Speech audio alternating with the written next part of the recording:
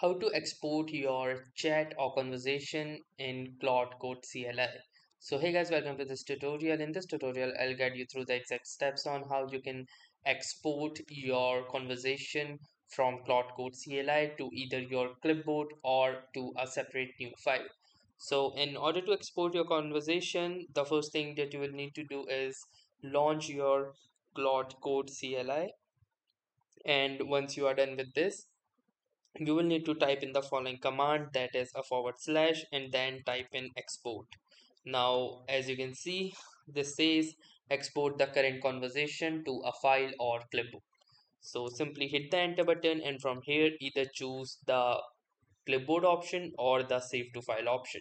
So you can choose any of the option. For example, if I choose save to file, you can see that it can ask me to enter the file name. So if I wish, I can simply name the file anything as per my choice, and then I can hit the enter button in order to save the file. And here you can see this is the conversation.txt that has been saved. So that was all for this tutorial.